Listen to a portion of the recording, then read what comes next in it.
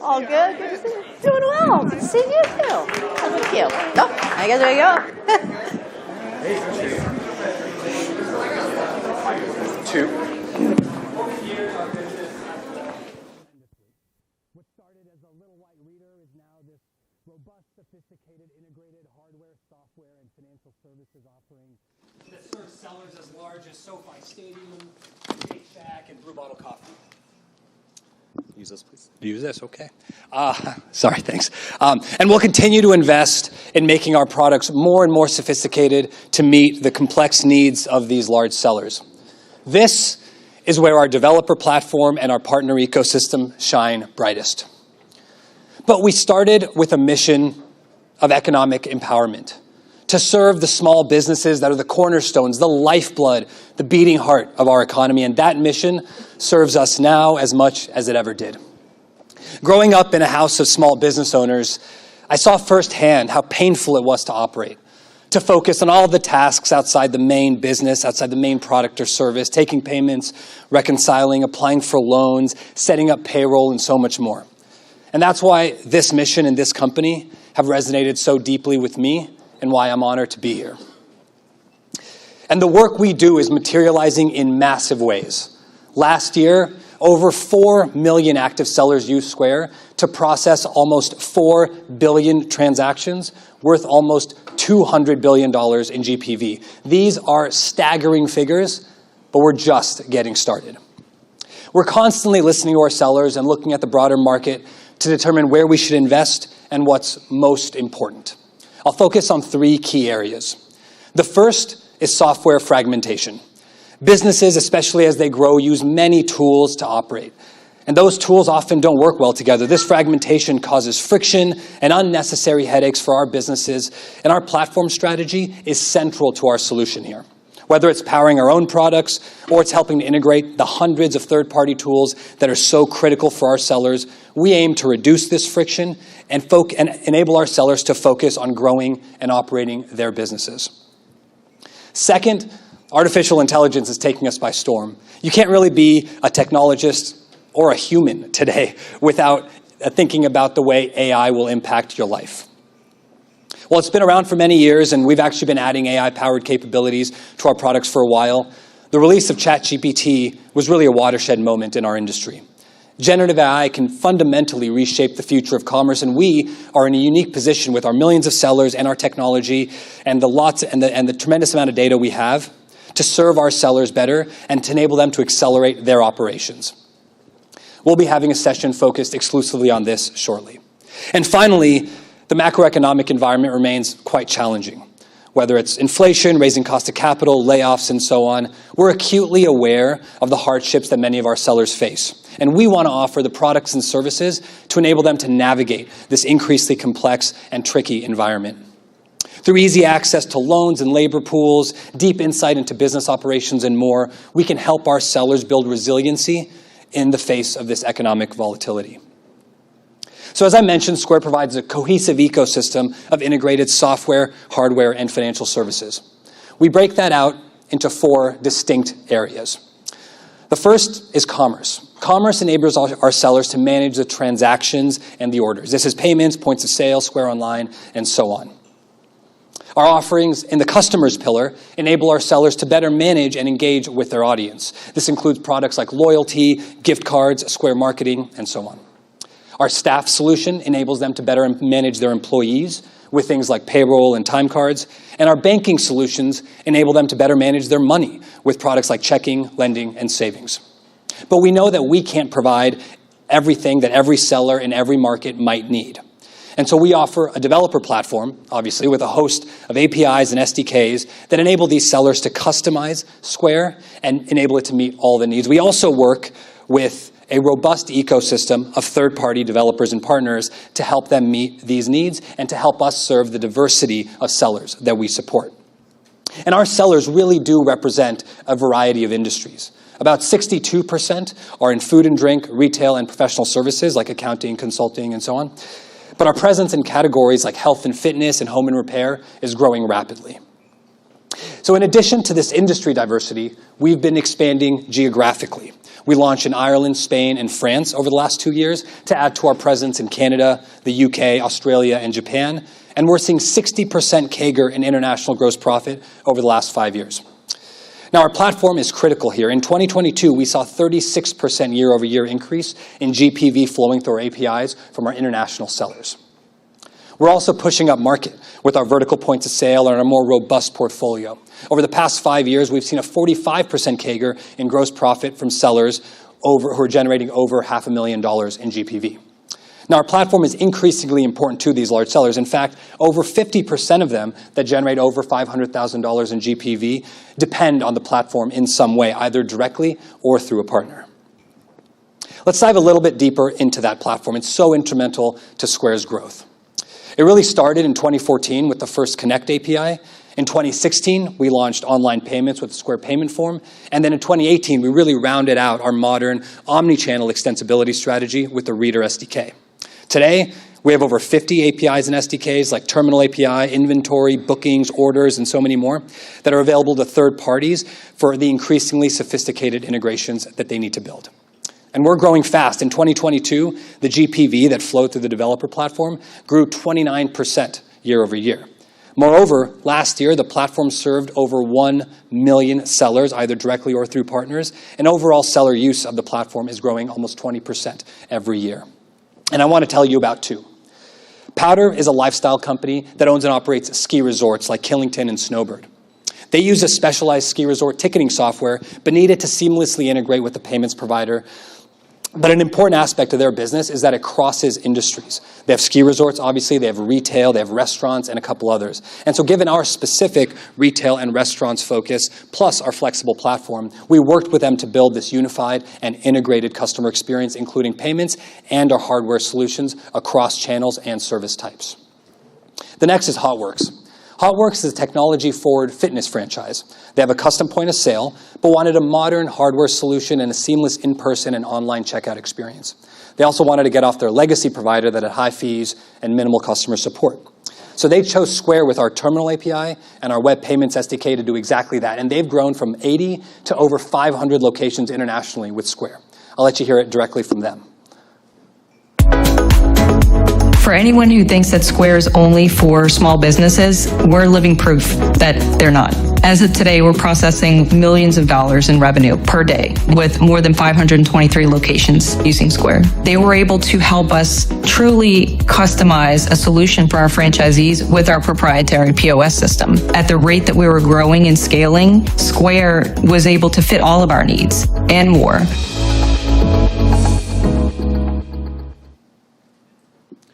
So many of our largest sellers use our platform directly, but many more use it through our growing ecosystem of partners.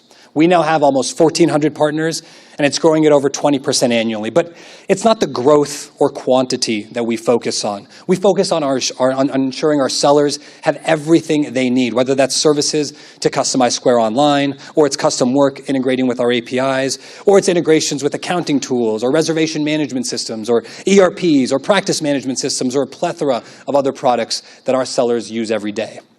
And many of you are here today. I want to thank you for working with Square, and thanks for helping our sellers manage, run, and grow their businesses. Now, as we look forward, there are a few key areas we'll be investing in. Ecosystem value is equal to the power of the platform times the integrations on it times the adoption of those integrations. If any of those is zero, the ecosystem brings little to no value. This is the framework we use to think about our priorities.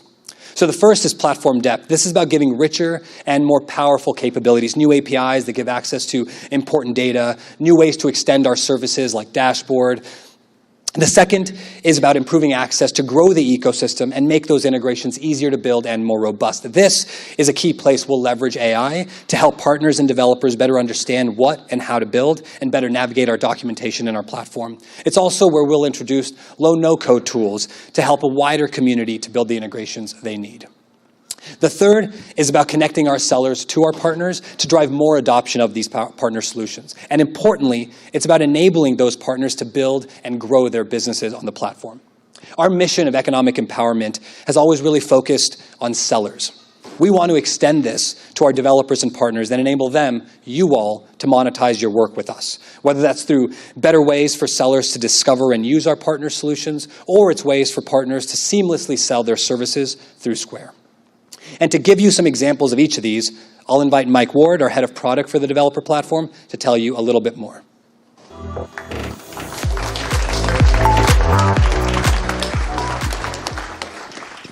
Thanks, Vijay. Really excited to be here with everybody, both in person and online. I want to thank everybody for your time because I know it's really valuable.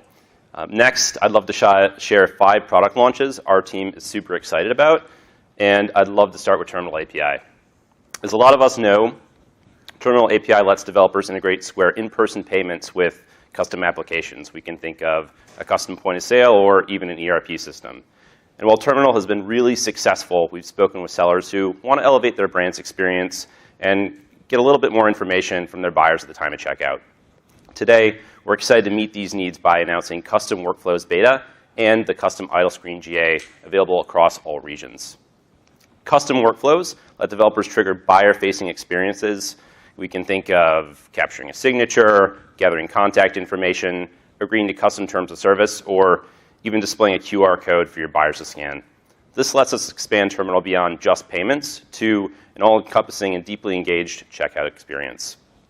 And while we think the Square logo is pretty catchy, we're helping sellers elevate their brand with custom images in the Terminal idle screen. Each seller can customize the idle screen without code changes, making it really easy to showcase your business during checkout. We're excited for the launch. I'm looking forward to seeing how both developers and sellers use these tools to create even better checkout experiences. Tap to Pay. A lot of us are familiar with Tap to Pay, and a lot of us probably use Tap to Pay on a daily basis. It helps sellers accept contactless payments with their mobile device's NFC chip, and buyers can easily complete transactions by tapping their mobile wallet on an iPhone or Android device. Last year, we launched Tap to Pay in the United States for iPhone, and we're really excited to expand this coverage across all regions for both iPhone and Android. Our latest changes make it really easy for sellers to accept contactless payments after simply running the app on their mobile device, and we're really excited to enable Tap to Pay for even more sellers. Next, subscriptions API updates. At Square, we aim for our APIs to be both composable and cohesive. Developers should be able to use Square's tools independently or together to enable a wide array of seller jobs. We're excited to simplify subscription management with some changes allowing even deeper integrations between subscriptions, catalog, and orders. To make it super easy to set up each subscription, developers can now attach multiple catalog items to each subscription's plan.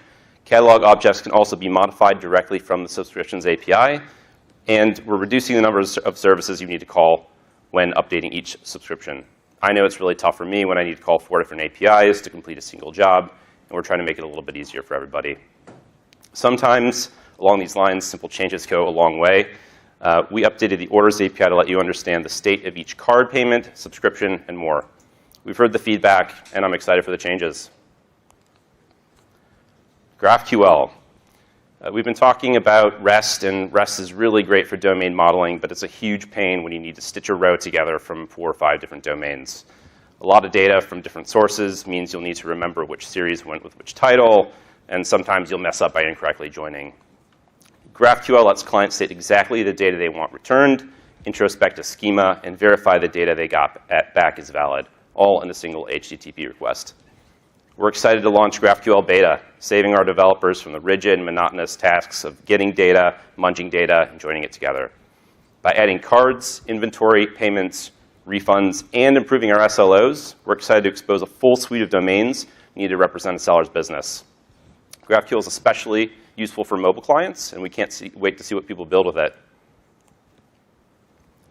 Machine learning-powered app recommendations. We're part of a very noisy world. There are a lot of commerce tools available in the market, and it's really tough for sellers to know which of these tools will help their business grow. At Square, we understand the pains of being a seller, and we think that we can make this a little bit easier for our sellers. By announcing and launching app recommendations, we're improving how sellers discover the best partner solutions for their business. By surfacing recommendations directly in the seller dashboard, dashboard home, and other touch points, we're meeting sellers in their most critical decision points with the best tools for their job. And we're not just excited with the launch, we're excited with how we're doing. Instead of using an off-the-shelf regression model, testing and patting ourselves on the back, we're partnering to train many models, figure out which model is best for the given use case, fine-tune, and surface the best solutions for each seller in the right touch point. We've compared our results to traditional approaches, and we're up to 6 times more effective when connecting sellers to applications. We're excited to connect sellers with the best solutions for their business while providing our partners with first-class distribution to Square sellers. This is just a snapshot of our launches, and we'll be sharing more soon. Back to Vijay. All right. Thank you, Mike. As he said, this is just a small snapshot of the exciting updates to the platform, and we're thrilled to bring you these and many, many more in the quarters to come. So one of the most transformative updates to our platform and to Square overall is AI, of course. As I've mentioned, we've invested a lot in AI over the years, and I'll show you 2 quick examples of products we've released in market that's leveraging this groundbreaking technology. The first is suggested actions in Square messaging to make it easier for sellers to interact with their customers with AI-generated responses. Another is AI-generated product descriptions in Square for Retail, so that sellers don't have to worry about writing details for every SKU. You can imagine how much time our merchants will save with these 2 features. There's a lot more on the horizon, and to talk a little bit more about the future of AI for Square and for our sellers, I'm going to invite Mike Wittig, our head of foundational engineering, to moderate a discussion with Alyssa Henry, our CEO, and Peter Wellender, the VP of Product and Partnerships at OpenAI. But first, we had an OpenAI hackathon a couple months ago. As Mike, Peter, and Alyssa come on stage, I'd like to show you some projects that they focused on.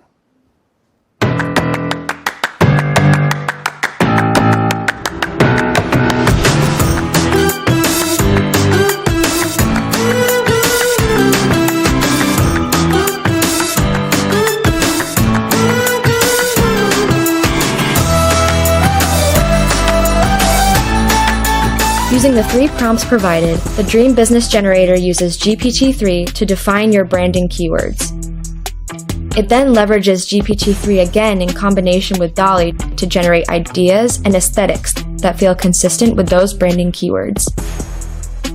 Afterwards, it produces a reasonable business plan with an estimated timeline and cost to launch.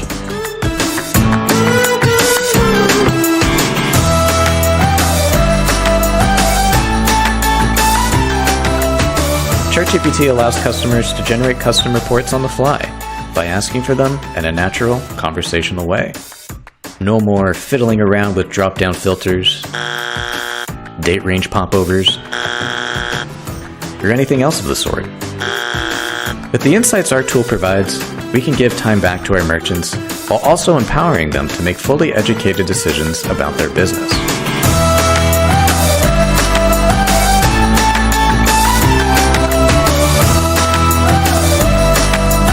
We're using OpenAI's API to generate creative starting points for marketing campaigns.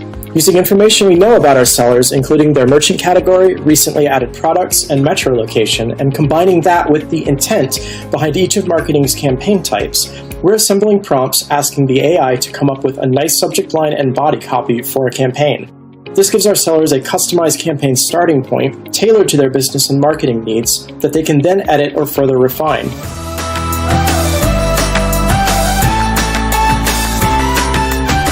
Behind the scenes, we're telling ChatGPT and DALL-E all about the seller's vibes by adding the brand, product, and target audience to a series of prompts.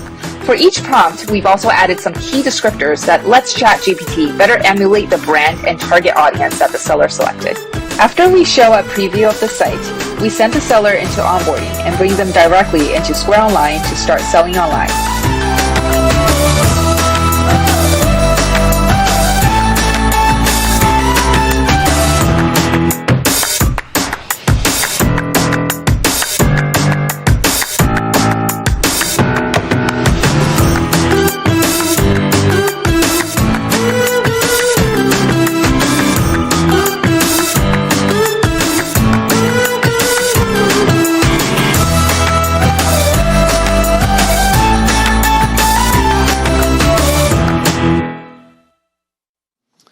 Amazing to see what our engineers did with that Hack Week. Hi, everybody. I'm Mike Wittig. I lead our foundational engineering team, and I'll ask our two panelist speakers to introduce themselves. Alyssa. Hey, everyone. I'm Alyssa Henry, and I'm the CEO of Square. Excited to be here today talking about AI and sharing some of the things that we've been playing around with internally using OpenAI and other AI tools. Hi, everyone. My name is Peter Wallander. I'm VP of Product Partnerships at OpenAI.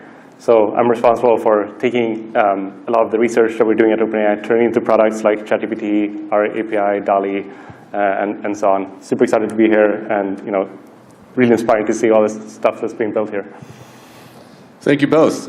Peter, let's start with you. Would you mind introducing and perhaps elaborating on OpenAI's mission and strategy? Yeah, sure. So OpenAI is a kind of a research and deployment company of AI. So our mission is really to make sure AI benefits all of humanity. So we're building towards AGI, artificial general intelligence, which is really kind of getting AI to the level where it can do most humans work at the level of humans. We think there's like tremendous opportunity in that sort of technology. But there's also kind of potential things that might go wrong along the way. So a lot of our work is kind of focused on both enabling, really enabling all the positive outcomes you can have with this technology, while kind of putting a lot of work into safety and responsible deployment of this technology. So that's really how we kind of have structured and focused the company. And a lot of our strategy is really around, we believe that in order to, on the way to kind of building AGI, we need to really put the technology out there. And we do this through our products like ChatGPT, that is really an assistant to kind of make your work, assist you with your work and your life. And then there's kind of our platform products, our APIs, that enables companies to kind of build products that weren't possible to be built before, like Square is doing right now, and so on. And so a lot of our work these days are not only on the research, but actually putting this out in the world and seeing what people are building, seeing where the gaps are, and building the infrastructure where everybody can really deploy this technology in a kind of safe and impactful way. Very inspiring stuff. Thank you. And Alyssa, would you mind discussing what you think the broader impact of AI will be on the economy and on small business? So I'm super excited about this technology. I've been in the technology industry for a long, long time. You've been through multiple kind of major platform shifts. And I personally get excited when I see technologies that make something 10 times easier and or 10 times cheaper, or the combo of the two together. And so when I started looking at what OpenAI was doing, playing around with it, and knowing the problems and the struggles that small businesses have, it was clear to me that there was a real opportunity here in order to deploy technology to make things easier for small businesses, right? We know small businesses are pressed for time. They tend to be experts in their craft, not experts in business. They know that they should do marketing. They don't know how to write a good marketing subject line or generate the appropriate images and whatnot. And so when we looked at things like ChatGPT and DALL-E, as well as some other open source models, and started to look at how we could deploy and use this technology to solve real struggles that these customers have, that these sellers have, things that they know that they should be doing, but they don't have time. We can remove the friction, make it easier. Things where they aren't an expert, and you can start to deploy effectively expert assistance. And I think overall, the way we look at this is really, it is from the lens of assistance, where we never want to take the seller out of control of their business or their customer experience or that thing. But how can you leverage technology to reduce friction, to make everything easier, and so that they can be more successful at doing what they want to do and running their business? Fantastic. And Alyssa, would you mind elaborating on Square's commitment to AI? So we're committed to deploying technology in a way that serves and helps small businesses, right? And so, we started, the company started, with when the iPhone was first launched, right? And that was the original genesis, is how do you take this new technology platform and apply it to solve these problems of, frankly, access at the time. Many small businesses, small ones, actually didn't even have access to card payments because they didn't want they were mobile, or they were too small for the banks to say. So our history as a company, even from our founding, is one of seeing what new technologies unlock and then leveraging them in service of customers. And so again, with AI, we see the ability to improve product experiences for customers, to make things easier, faster, more accessible for them. Frankly, we also see opportunities internally within our business. The Square ecosystem at this point is broad, right? We've got some 30-odd first-party products, but as Vijay showed, something on the order of 1,400 partner applications as well, too.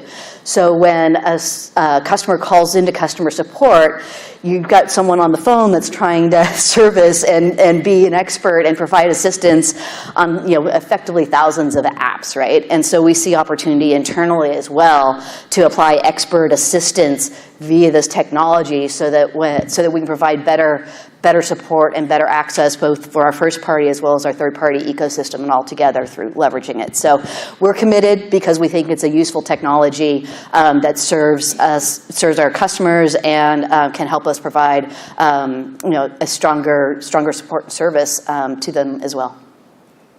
Thank you. Peter, what elements of generative AI do you think will be most impactful for the SMB community?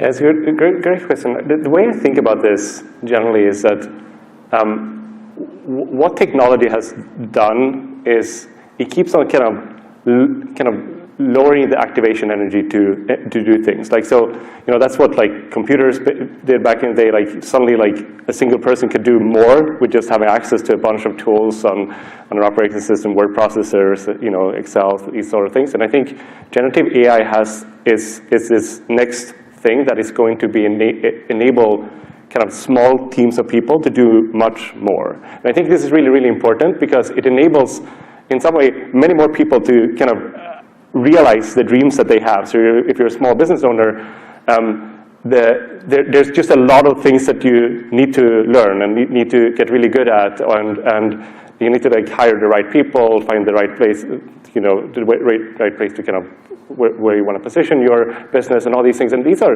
complicated things, and it takes a lot of energy to get through them. And I think this is kind of where generative AI comes in, and it helps you in really two ways. One is making you more productive, and the other one is just making you better at what you want to be good at in some sense. So obviously, making you more productive, it's everything from some of the demos we've seen around generating product descriptions and so on, and answering customer emails faster and with higher quality and so on. But I think really what is powerful about generative AI is that they're these kind of reasoning engines. They're really good at taking information and kind of and processing it and giving it to you in different ways. So that's where it can really help you get better at what you're doing. That's everything from giving you feedback on something you're writing or something you're building, to I need to learn I need to grow my team. How do I interview somebody best? Where do I find them? And so on. this technology has an ability to kind of take lots of information that's out there, either the things that you've been trained on or finding information elsewhere from kind of curated knowledge sources or in the internet, taking that and answering your questions in a way that's very personalized, in a way that you can understand it, and where you might have follow-up questions, you can ask them to this technology. In the past, you would need to kind of find the right advisor, you would need to find the right expert to do these things. And I think this technology really enables many more people to get access. So it lowers the barrier, it lowers the activation energy to just do much more things. Yeah, just to expand on that a little bit. One of the capabilities in the Square ecosystem is banking. We talk to small businesses, and again, most of them aren't experts in business; they're expert in their craft. And so, for example, you go talk to a restaurant owner, and they'll say, "Gosh, I know I should be saving and putting away money, but I don't know how much.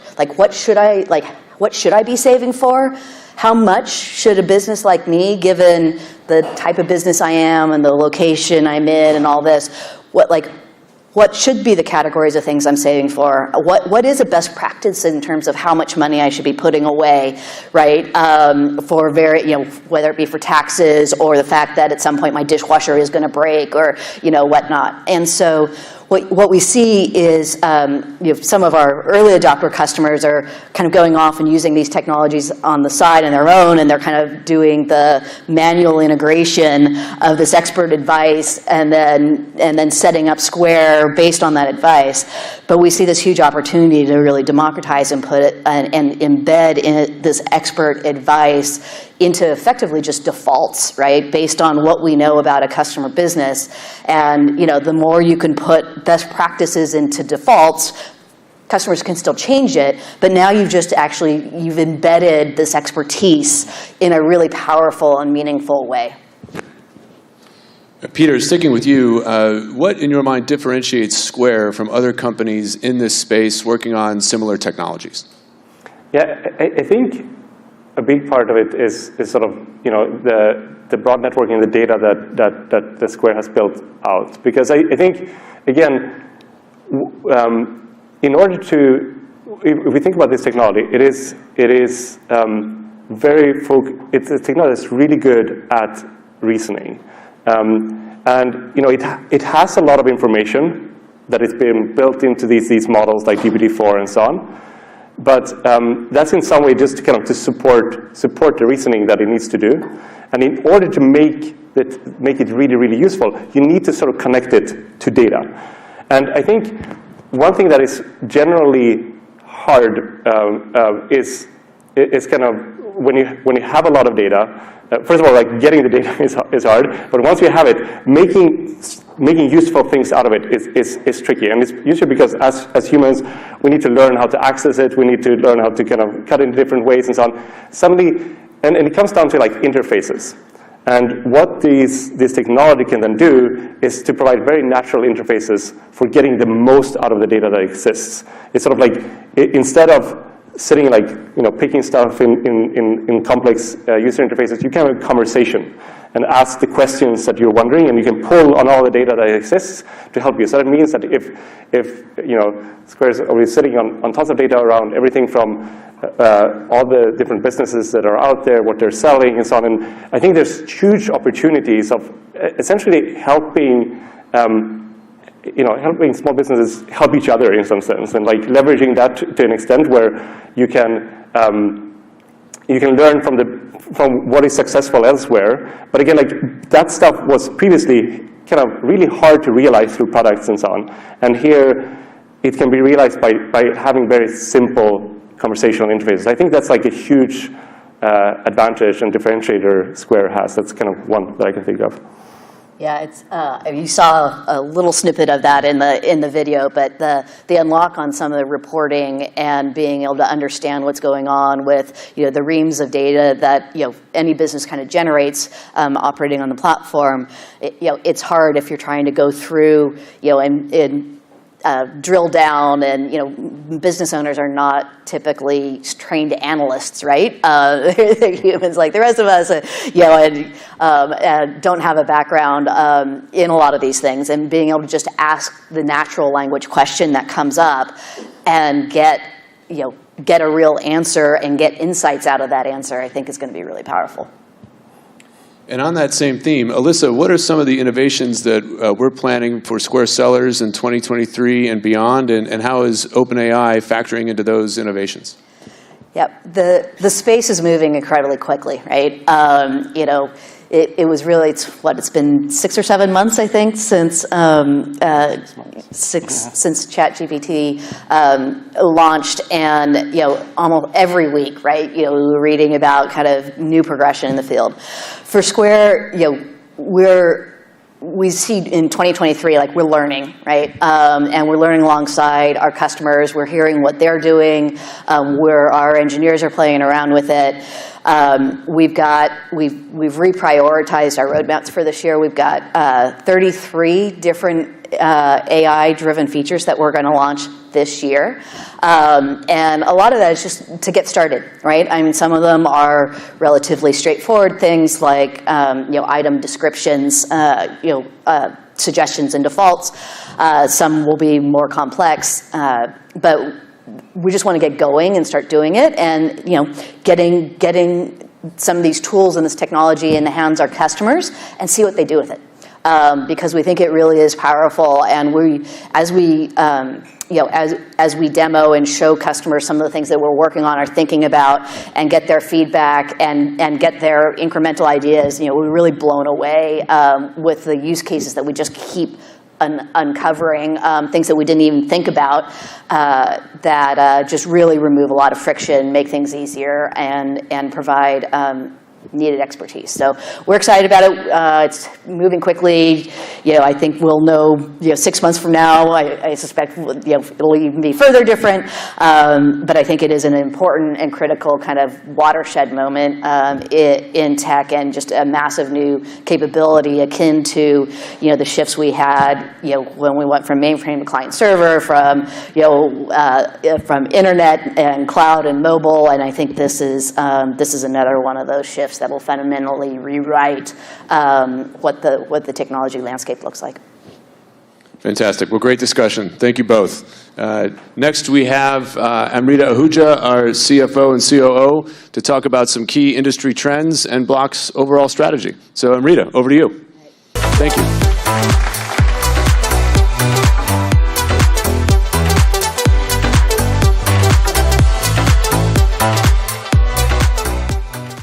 All right. Hi, everyone. I'm Amrita. I'm going to tell you a bit about Block. So what I want to talk to you about is what we're building, what we stand for, and the market opportunity ahead of us. Fundamentally, what we're doing, as you've heard so far today, is we're building tools to empower people into the economy. Our purpose, as you heard, our purpose is economic empowerment. Ultimately, that's what guides all of our work, ensuring that we're delivering value to our customers. We call what we're building an ecosystem. An ecosystem is a set of tools that work together to serve a specific audience. Square serves sellers. Cash App serves consumers. And our newer ecosystems are serving creators and Bitcoin developers and consumers. These consumers, as you see, have connection points, including consumers who use their Cash App debit card at Square sellers, and employees of Square sellers who receive their paycheck through Cash App. To grow these connection points, we acquired Afterpay.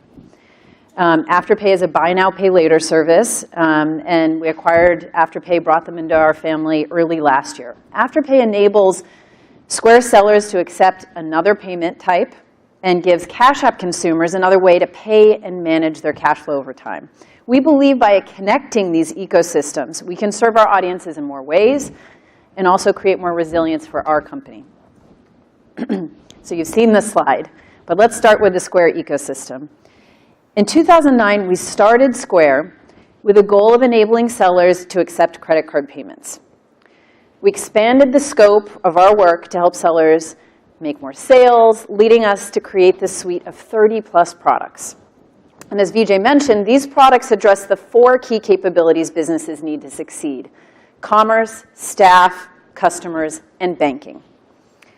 Our solution is integrated out of the box. So instead of sellers having to piece together a number of disconnected tools from multiple providers, we've given sellers time back to focus on running their businesses.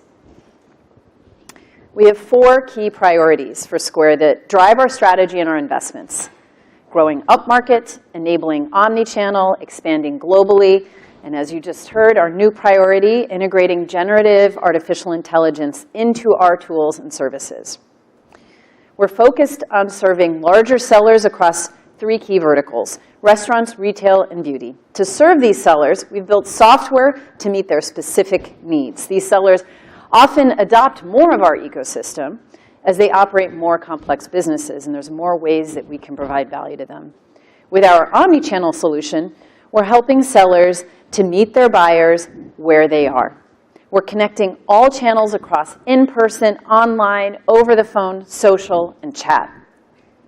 This gives consumers the flexibility to interact with businesses how and when they want to. For global, we're working to reach product parity in our 7 international markets. We want all of our sellers to be able to access our full ecosystem of solutions. Over the last 5 years, gross profit in each of these areas has outpaced overall Square gross profit growth. Earlier this year, we introduced a new strategic priority with AI. We've already started implementing, as you heard, this technology to help our sellers save time, and we believe AI will be a massive opportunity for us in the future. Turning to the Cash App ecosystem. In 2013, we started Cash App with a goal of moving money between people instantly, a process that was previously slow and inconvenient. As with Square, we started out with 1 product, serving 1 use case. As we grew our peer-to-peer network, we saw that there are many other examples of how the financial system was unrelatable and inaccessible. This led us to creating a suite of tools to serve consumers for more of their financial needs. Today, Cash App offers 10 products that work together seamlessly across sending, spending, banking, and investing. These include free debit card, direct deposit capabilities, ATM withdrawals, paper check and paper money deposits, Bitcoin and stock investing, tax filing, a short-term lending product, savings, and gift cards. We've grown Cash App to more than 50 million monthly actives. We've been able to achieve this growth through the virality of our peer-to-peer network, which we can enhance with investments in our brand, referrals, and marketing. And as we've grown our network and our product offering, we've been able to deliver greater utility to our customers, which has led to increased engagement. Approximately 2 out of 3 monthly actives transact each week through Cash App, and approximately 1 out of 4 monthly actives transact each day. We've seen that growth, that gross profit growth ultimately correlates with the amount of money brought into Cash App, which we call inflows. Consumers can bring money into the ecosystem by transferring money from their bank account or by depositing their paychecks, tax refunds, checks, or paper money. As consumers find more value in our ecosystem and adopt more products, they bring more money into our ecosystem.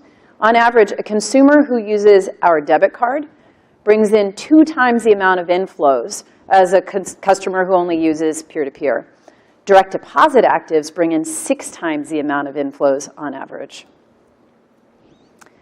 As we look to further grow our network and our ecosystem of products, we're focused on investing in 7 key development pillars. I'll highlight 3 today: community, financial services, and commerce. We're investing in community to strengthen our network and build experiences to connect consumers. Community includes not only peer-to-peer payments, but also gift cards, Bitcoin, and stock gifting, and family accounts. These products offer connection points across social graphs and drive more engagement and retention. We're investing in financial services relationships with customers to give them more reasons to use Cash App. We're driving awareness and adoption of our financial services products, which include today, as I mentioned, a debit card, direct deposit, taxes, lending, and investing. And as we increase engagement with these products, we increase inflows and develop more retentive relationships with our customers. We see meaningful opportunity to incorporate commerce into Cash App. We're in the early stages of building out these capabilities, but we think it has the potential to grow our network, grow our engagement, and grow potential revenue streams in the future. We're also investing in 2 new ecosystems, one for creators and one for Bitcoin developers and consumers. We acquired Tidal to serve a new audience in creators. There are many similarities in the needs of small businesses and the needs of creators. We believe we can help fill the gap in creator tools that exist today using existing skill sets and tools. Our payments expertise, Square Online Store, cash flow management, team management, to name a few. We're investing in Bitcoin because we believe it has the potential to transform the global transmission of money.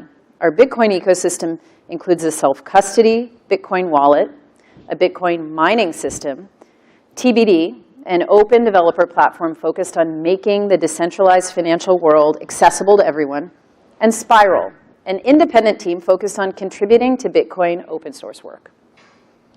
We're using our experience with developer platforms and hardware to build for these new audiences. And we believe these ecosystems can be meaningful opportunities in the future. We've talked about what we're building. Now I want to talk a little bit about our market opportunity and how we expand that over time. Square represents a $125 billion opportunity today, which we've grown from $60 billion market opportunity 5 years ago as we've expanded our products and the sellers we serve. This $125 billion opportunity includes software and integrated payments and financial services in the US and in our existing international markets. Cash App represents a $75 billion opportunity today, which we've grown over the last 5 years as well. This $75 billion opportunity includes our primary revenue streams today, peer-to-peer transactions, financial services, and Bitcoin trading in the US. With Square, we see meaningful opportunities to grow this addressable market as we invest across our 4 key strategic priorities and as we build out our financial services offerings. And similarly with Cash App, we think we can grow our addressable market well beyond the $75 billion opportunity it's at today as we invest in building out our offerings and as we expand internationally. Our emerging ecosystems have the potential to vastly expand our addressable market. As we build the Tidal ecosystem, we have the opportunity to serve millions of creators in a similar way as we've served millions of sellers. And with our Bitcoin ecosystem, we're building tools for the millions of Bitcoin owners and for developers who want to build services for decentralized finance.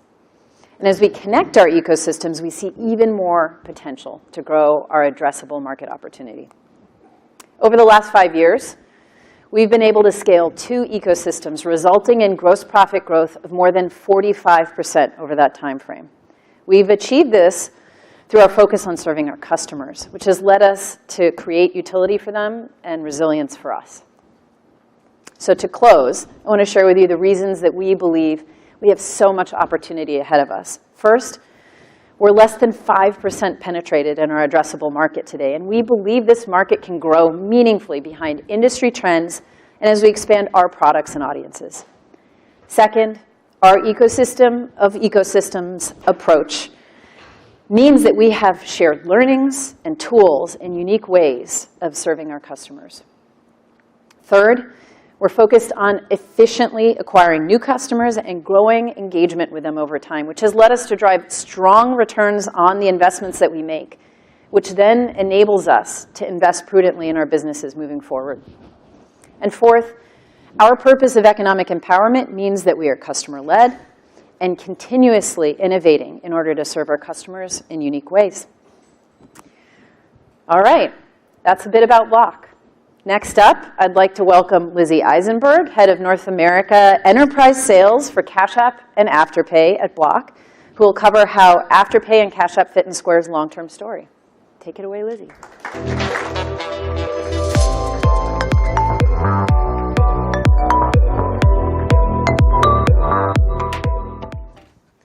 Hi, everyone. Thank you so much for having me today. My name's Lizzie Eisenberg, And like Amrita said, I lead enterprise sales in North America for both Afterpay and Cash App Pay. Here's a little about me to start. I joined Afterpay as one of our first US employees 5 years ago, and I've lived in both the US and in Europe to help grow Afterpay and further our mission. Now, post-Afterpay acquisition, I'm a proud member of the Block team, and I love working on payment products that benefit both consumers and sellers alike. And as a former collegiate soccer player a very long time ago, I'm deeply passionate about leading high-performance teams and high-performance individuals to successful outcomes. So let's dig into the content. So first, as you guys all know very, very well, all great products exist to solve challenges. And a big challenge facing Americans today is equitable access to money. Based on major shifts in consumer behavior, it's clear that Americans want alternatives to traditional banking and more spending optionality and flexibility when it comes to their finances. Here are some stats to back that up. So 1 in 5 Americans, 20% of the US population, are unbanked or underbanked. Why? Because consumers view traditional financial services as inequitable, inaccessible, and untrustworthy. 36% of the unbanked and underbanked say they don't trust banks. Over 50% say that access to financial services is either inconvenient, limited, or unpredictable. And of this unbanked and underbanked population, every individual has paid nearly $3,000 in fees. Wow. So overall, US consumers, especially millennial and Gen Z consumers, are looking for new ways to manage and control their own finances. When we look at young Americans, they've adopted digital payments much more quickly than older generations. They're making at least one digital payment per day. And for millennials and Gen Z consumers, managing their money includes a long-term shift away from traditional financial services and embracing greater flexibility and spending by adopting new technologies to help manage their money. This shift also includes interest and usage in emerging currencies like crypto. So, for example, the majority of millennials and Gen Z consumers are willing to fully switch from traditional banks to peer-to-peer apps, and nearly half of all millennial and Gen Z consumers considered using buy now, pay later last holiday season. And a very staggering 97% of all crypto ownership is amongst millennials and Gen Z. So you might be thinking, why do we care? Why did these shifts in spending behavior even matter? In a study previously published by Afterpay, we saw that Gen Z and millennials make up 32% of total retail spend today. By 2030, millennials and Gen Z will account for nearly half of all retail spend. So we have to care. These behaviors matter because this audience matters. And at Block, we're paying close attention to these seismic shifts in behavior.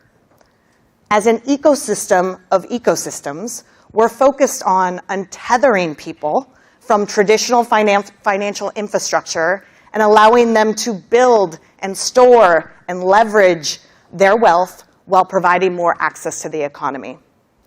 And Block acquired Afterpay to help strengthen its value to both sellers and consumers by connecting two sides of its ecosystems, Square and Cash App. Combined, our brands are the building blocks that are helping to expand access to the economy. And the Block ecosystem is united by a shared purpose of economic empowerment. You've heard it many times today already. Delivering more products and solutions that best serve our partners and consumers at every touch point. Square You know it very, very well. Helps sellers more easily run and grow their businesses with its integrated ecosystem of commerce solutions, business software, and banking services, whereas Afterpay is committed to giving consumers access to the things they want and need with the most payment flexibility, allowing them to pay in full or over time with both interest-free and interest-bearing solutions. And Cash App is focused on redefining the world's relationship with money by making it more relatable, instantly available, and universally accessible. Providing optionality and utility to our customers is our top priority, which is why we're winning in the payment space. Between Cash App Pay and Afterpay solutions, we allow consumers to pay now, pay later, pay monthly, and pay in store. Pay now with Cash App Pay gives consumers the ability to instantly pay. Plus, expanding upon commerce within Cash App, which Rita mentioned in the last segment, will further our goal to make money more relatable, easily available, and instantly accessible. Cash App Pay also addresses demand from our very large customer base, as we know that 98% of our users want to pay with Cash App everywhere. Paying later with Afterpay gives consumers the flexibility to pay in 4 installments with 0 interest, which is our flagship product. And now, for larger basket sizes, we've recently expanded our suite of payments to allow consumers to pay monthly up to 12 months. Paying in store is easy with both Afterpay in-store card and Cash App Pay. The Afterpay in-store card helps drive foot traffic by engaging an online audience of shoppers, bringing them into retail stores using digital channels, compelling incentives, and strategic partnerships with malls and shopping centers. And Cash App Pay is available in-store for all Square sellers. So we're focused on these products because they represent the future. Buy now, pay later is becoming table stakes, and the market opportunity is growing, and it's gaining momentum. The market is projected to hit $51 billion in 2028. The younger generation is leading this growth of buy now, pay later, shifting their spend materially from debit and credit to buy now, pay later solutions. Millennial and Gen Z consumers are debt averse, so buy now, pay later helps them manage their money more easily and responsibly, and it helps them budget. Of course, buy now, pay later is not just for the young, and it's not just for lower income individuals. In fact, older and higher income demographics are some of our fastest growing users of BNPL. 71% of buy now, pay later users with annual incomes greater than $100,000 increased their buy now, pay later usage this past year, outpacing rates for all other income brackets. So speaking of the future, let's talk about crypto. So as Amrita has stated previously, I quote, "We believe that Bitcoin has the potential to be a more ubiquitous currency in the future. As it grows in adoption, we intend to learn and participate in a disciplined way. For a company that is building products based on a more inclusive future, this investment is one step on that journey." So by now, I hope you've picked up on a consistent theme that you see in all of our products and services: inclusivity. As the adoption of nascent digital assets continues to soar, there's an increasing opportunity to rebuild the foundation of finance and making it work for all people globally. When we look at the number of Bitcoin holders today, the current number does not correlate with the highest GDP countries in the world. The US ranks 17th out of 26 countries for crypto adoption, and the crypto ownership rate in the US is 15%, which is lower than the global average. When it comes to adoption, India leads the way at 29%, where Germany is on the other end of the spectrum at 6%. Broadly, Bitcoin is growing, and Bitcoin adoption is expected to skyrocket to 1 billion people worldwide by 2030. As I've touched on throughout this presentation, and many of the other speakers have as well, Block is passionate about building a new and inclusive era for payments. We're dedicated to financial wellness for our customers and have built a number of features and programs dedicated to education, driving towards our mission to build an inclusive economy where everyone wins. From transparent and dynamic spending limits based on-time payments, flexible spending schedules, to programs focused on strengthening financial literacy for teens and families, Block's consumer platforms are uniquely positioned to enable consumers through features and content that are used every single day by our active customers. And lastly, of course, we cannot make transformative change without you, our partners, and our seller community. Therefore, we know we need to make it easy and simple and seamless to work with us. You can access both Afterpay and Cash App Pay via a single integration and a streamlined contract. And we'd love to partner with you and continue building a better future together. Thank you.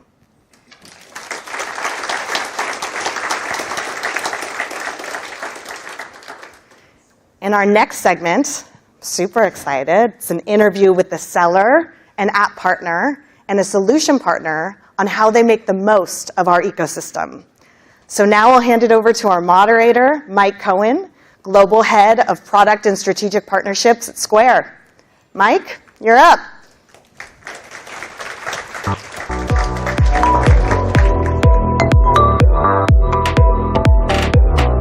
All right. Thank you all. Nice to be here. As Lizzie mentioned, I'm Mike. If you've lost track, I'm the third Mike up here today. And I'm really honored to be leading this panel today. All morning, you've been hearing about the power of the Square platform. And for our final session today, we thought what better way to close out than to hear from people who are using the Square platform to run their business every day. We're very lucky to have a really awesome set of panelists today. They come from a very different set of backgrounds. We have an application partner who's built a healthcare application on Square. We have a solutions partner who builds custom solutions for large food and retail concepts. And we have a local seller based right here in Oakland who uses many of the applications available on the Square app marketplace to run his business. So without further ado, please help me welcome John Bona, co-founder of Reference Health, Max, CEO of Monstar Lab, and Keba Conte, founder and CEO of Red Bay Coffee. Welcome.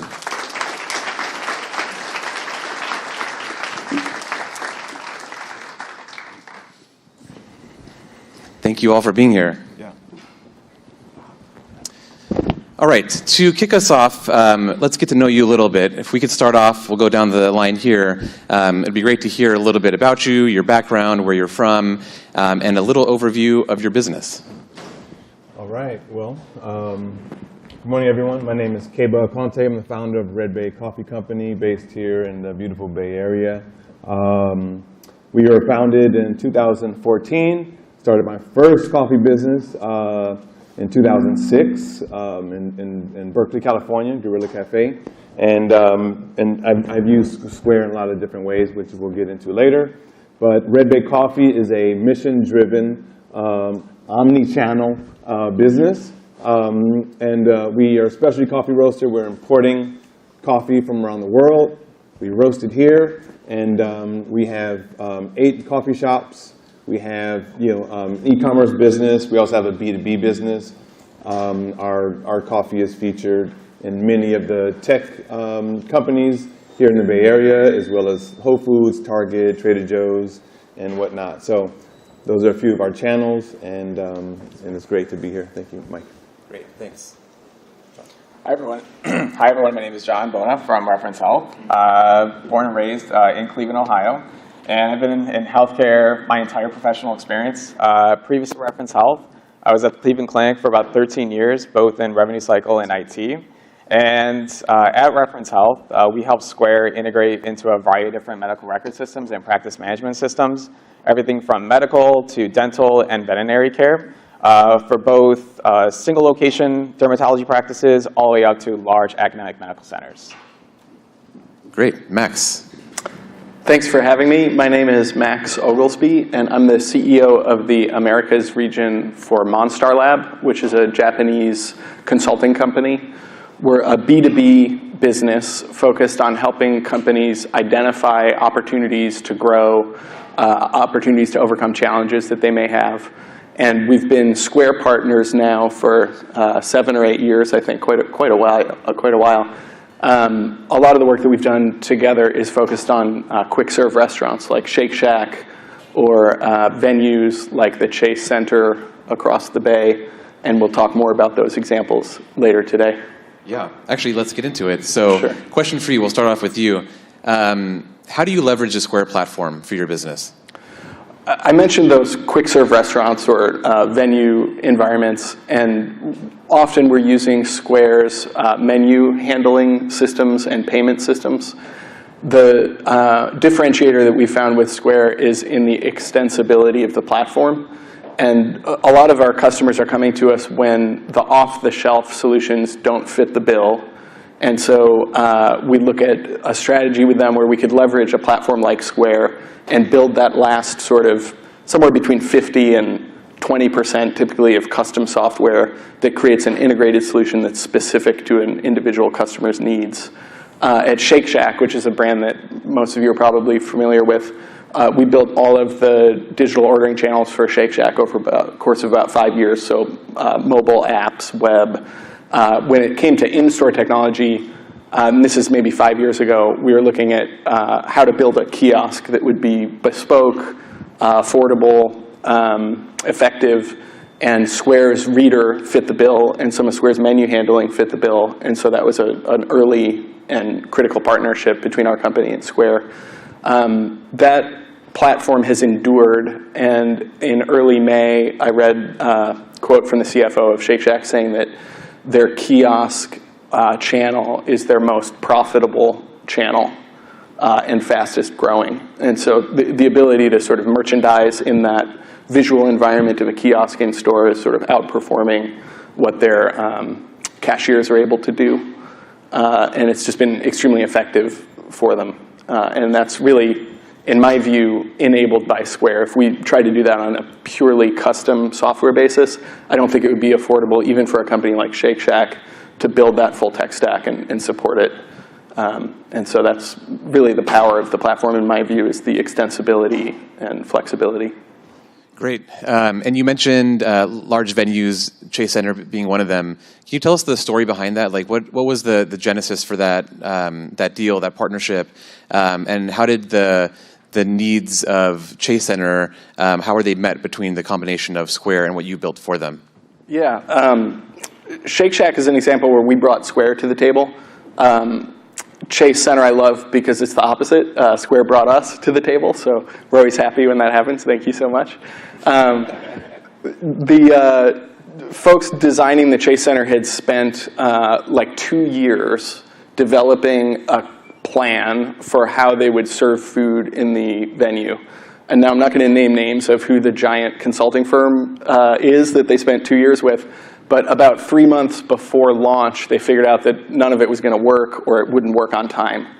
And so from what I understand, there were some relationships between people at Square and people in that strategy team at Chase Center. And they reached out and said, is there anything you can do in quick turnaround to get us up and running as the Chase Center opens? And so we were lucky enough to get sort of dealt into that situation through Square. And in, I think, about 8 or 9 weeks, we're able to, using the menu handling, kitchen display systems, and payment processing from Square, develop a kiosk-based ordering solution for the Chase Center, which I think remains in use, and most of the orders there are going through that process. Just one other thing about that was interesting. After the Chase Center opened, we had a sort of second round of optimization where we looked at ways to handle the kitchen display systems and analyze the orders as they were being ingested and I forget the exact number, but it's something like a 20% improvement in how quickly orders were fulfilled using some of the sort of analytics that we could do based on that inbound ordering data and instructing the kitchens how to make the orders in the most efficient way. So really a powerful collaboration, and the speed, I think, is another example of where that extensible platform is transformatively powerful for our customers. Yeah, great stats. So it took another consulting firm almost 2 years, and it looked like it was not going to go well just a few months before launch. And then you came in a few months' time, you said? I think it was like 8 or 9 weeks that we were able to turn it around. And that was based on the fact that we'd done some of it before. And so I wouldn't promise that we could always pull a rabbit out of a hat that quickly, but it was certainly a really great project for us. Great. John, why don't you tell me how Reference Health leverages the Square platform? Yeah, definitely. So with Reference Health, as I mentioned previously, we create and integrate inside the medical record systems various different integrations. For the most part, every single medical record system is a little bit different in how you integrate.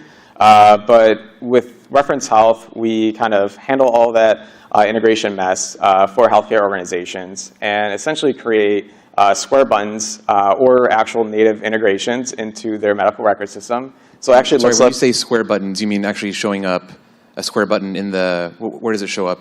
It actually shows up like directly in the user interface of the electronic medical record system. Got it. Yep. So for front desk staff, they don't have to really learn any new payment workflows. They're going directly in their their medical record system, going directly to where they need to take a payment, and our application essentially creates these Square buttons directly in that user interface. But with Square, we're leveraging both for in-person payments and also online payments as well.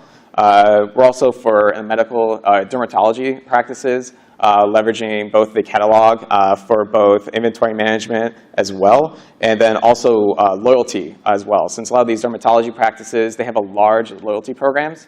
And so for those patients, to incentivize them to come in for those cosmetic procedures or for those retail products, they have those loyalty programs, and those are all powered by Square. Great. Can you give us an example of a use case for Square that you've used with Reference Health to solve a need of one of these practices? Yeah, definitely. So on the dentistry side, for example, we partnered with Mortensen Dental Partners. They have 150 locations across the United States. And we worked with their medical record system to help, again, integrate Square directly into that platform. And so for both front desk staff, they use Square Terminal to take all those online payments. We also leverage Square for both text-to-pay, online payments, and so on. On the dermatology side, just kind of give a quick example of that too. On the dermatology side, a perfect example is Vital Skin Dermatology, about 25 locations in the Midwest. And they're leveraging Square for a lot of different systems. So with Square, we were able to consolidate a lot of their products and services that they were using today or previously and leverage 100% on top of Square. So with Square, they're using that for both payments, their customer directory and marketing, their loyalty programs, and they're also their catalog and inventory management for both their gen derm side and also their cosmetic and retail. And they're also leveraging Square Online to help sell all those products. So with Square, we were able to consolidate all of those different services that they were using previously, again, all on top of Square. Wow, amazing. Which products are you using here? So you have a lot of APIs. You mentioned Square Online. I'm curious, what's the breadth of the products you're using from the Square platform? I would say, for the most part, a lot of our transactions are all based on top of the Terminal API. So we're leveraging the Terminal device itself, primarily because we are operating in a lot of different environments and a lot of different medical record systems that we integrate with. So everything from Windows to Linux to iPads, and the Square Terminal really makes it easy for us so that we're able to leverage one device, one API for all these different environments that we have to integrate with.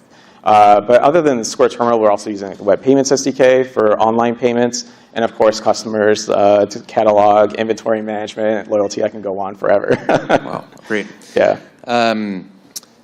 If I understand correctly, your entire business is built on top of the Square platform, right? Yes. So you're kind of a Square, practice, so to speak. Why Square? So we previously have used Square in previous positions, so a lot of it was familiarity. But for the most part, it's two reasons. One being the developer experience, but also the patient experience as well. So from a developer experience, and what kind of previously made us really want to use Square, was that with Square, we're able to use one partner for both in-person and online payments. A lot of cases, we kind of have one partner that does a lot, mostly on in-person, and you have to use another one for online. With Square, we kind of use one for both. And so from a development standpoint, being able to only have to leverage one partner's APIs really helps out with the tech burden. And then, given that we're a smaller team in a sense, it really helps keep our speed and efficiency up. On the patient experience side, there really hasn't been too many payment systems that have really focused as much as Square on the customer experience. So actually using the Square terminal, using Web App Payments SDK. So that attention to detail and craftsmanship, you really don't see very many places. And for our customers, the healthcare organizations, that's the experience that they're delivering to those to their patients. And so for us, that was just a good fit. Awesome. I'm biased, but it's great that you built all of that just on Square. Yes. Great to hear. All right, Keba, before we get into how you leverage the Square platform, maybe just to understand how your cafes work, how do you use Square? Well, we use Square pretty straightforward. We have 8 coffee shops, including one of those is a mobile van. So we're out and about. So customers come, make the transaction. We also have some very busy cafes where we needed to move that line faster. So we've incorporated some of the third-party apps, order ahead, kiosk ordering, some more custom apps and that type of thing. But yeah, so we're at either festivals or out on site and mobile using those. We've tried some of the inventory and scheduling software. We use the marketing software as well, and that's very effective for us. Great. You mentioned you're using some of the apps. Can you go through maybe a few of them and tell me how they're working for you and how they integrate with your overall Square platform? Yeah, so one of the earlier apps that we used was Ansa. Actually, Flash Order was one, right? So that was the first one that enabled us to bring in a kiosk. So, it could break the line up so people who didn't want to wait in line, they already know what they want. That also enabled our clients to order ahead. Then we wanted a full branded Red Bay Coffee app. So we got a custom app built by a company named Ansa, and so that was also another integration. We're actually using them both. I was really pleased on how seamless that whole process went. There was one little security hiccup that held our cash up for about a week, but we got through it, and we both want to protect our money, so that was fine. So those two, of course, I mentioned the MailChimp is some of the email marketing program that we have. Let me see, there was another one. So Flash, Order, Ansa, MailChimp, and NetSuite. So we use NetSuite to do inventory. So when we're doing inventory counts every once a month, at the last day of the month across all of our platforms, so we're sending that data out and bringing it back in to help us manage our inventory. Great. So a lot of different use cases. You mentioned kiosk. You mentioned order ahead. Are these things that have helped the flow of customers in your store? Yeah. So and there was an important one. So there was different things that, so we have a shop at the Ferry Building in San Francisco, and very often there's a line out the door. People see me and they'll say, "Oh, wow, that's great. I see there's a line out the door." Yes, on one hand, that means we have a lot of customers, but to me, that means that we're too slow, or we're not being productive enough, or we're not processing those orders fast enough. And when there's a line that's down the hallway, there are people who just won't even get in line. They'll just keep on walking. And it's hard to measure that, right? People come, they see that line, and they just keep on moving. So it's hard to even measure how many customers that you're losing. You do see people occasionally leave the line. So in addition to some sort of equipment automation on the coffee bar line that we won't get into now, but by ordering ahead, that sort of helped, break up the line. So now the line just kind of gets to the door, and then people, are ready to jump in and hang in there.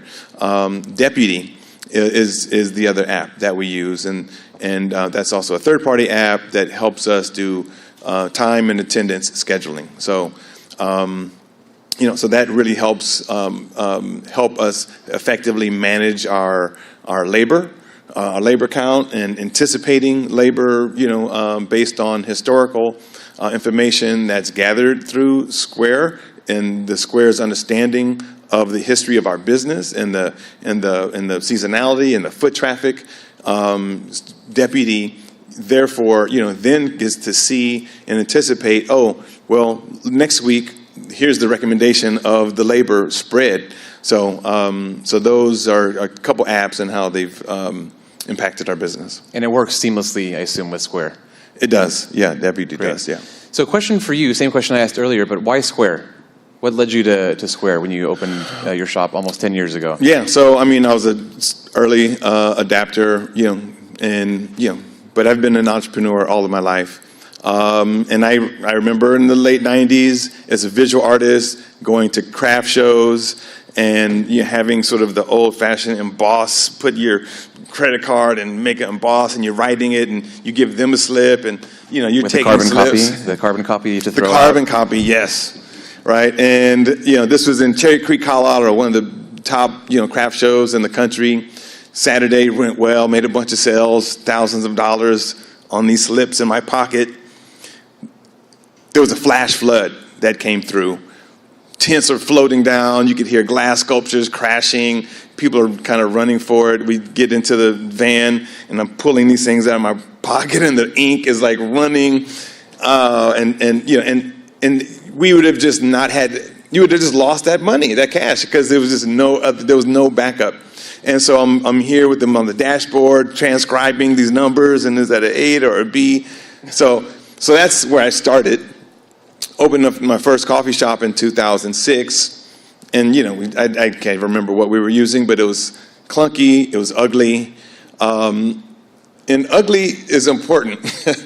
Or transversely, beauty is important, and design is important for Red Bay Coffee. I come from a photography and art background. Our chief of design is, co-founder is a design. So anyway, everything that we do is very intentionally with design. So the system was clunky, ugly, not user-friendly. It didn't integrate with Apple products. It was, the back-end reports were just horrendous. And I remember maybe 2010, 11 or something like that, there was a coffee shop open south of Market, Sightglass.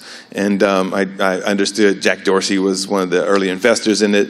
And it was a roastery and coffee shop, and so a lot of the coffee people were kind of showing up, checking this place out. And it wasn't open yet. You can kind of see inside, but at the door they were, having transactions and ordering drinks. And, and I just went there, and that was the first time I saw it. And it was love at first sight. He spun it around, and and tick, tick, tack, and it was just seamless and design. It was everything. So we started using it right away, and it was user friendly, intuitive. It looked great, integrated with with our favorite technology. So that's why. Opened up another coffee shop, and then finally opened up Red Bay Coffee. And in those early days, I was still doing my art and fairs, so we were out there, also getting just squeezed by these big credit card companies and other processing companies, and it was just like, it was brutal. So it just solved so many problems for us, and we've just been using it and growing with it. And it was great to see how Square would sort of release updates and features just as we were kind of getting antsy and looking for that next thing, and it would be released. Yeah, it's great to hear that we grew with you, and that it could be used at your art shows. It could also be used at a single coffee shop, and then as you grew to 8 locations, you use all these other partners that we have on our platform to help you, run your business.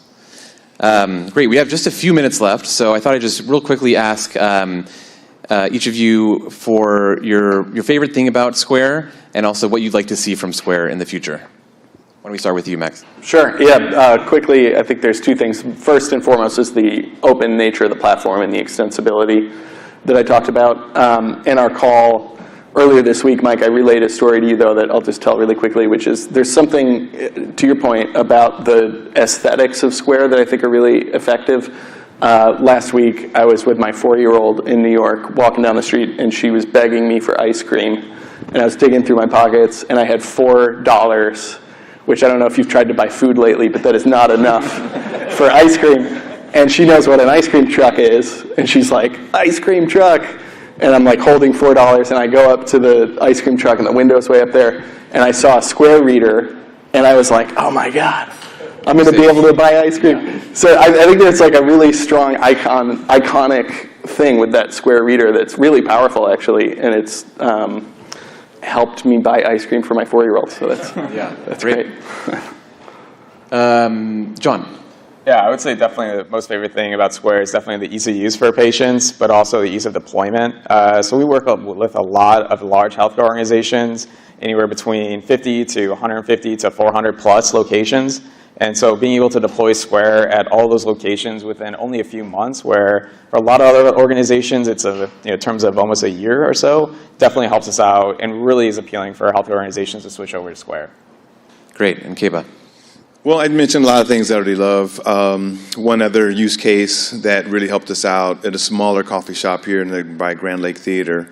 We have, 100 square foot, a very tiny shop. And, we could only have so many people in at a time. So the mobile reader enabled us to go out, right? We couldn't put a kiosk on the sidewalk, but so a team member can go outside and kind of, so it's just those little things like that.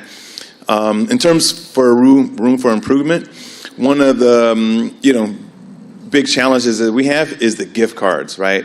People buy a gift card, but they want to be able to use it online also. And, so we've struggled with that for a very long time. So I don't know if that could be solved with a third-party app or, whoever, because we're using Shopify for our website. But that would be a big one. In addition to inventory, better inventory management systems and time and attendance scheduling.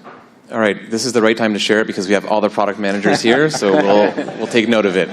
Awesome. Thank you, all three of you, for being here. This has been really helpful. Really awesome stories about very different use cases of the Square platform, from healthcare practices to large stadiums to coffee shops. It's really great to hear the different uses of all the different partners from all of you that are here, your products being used by Square. So thank you very much, and I'll turn it back to Vijay to close this out.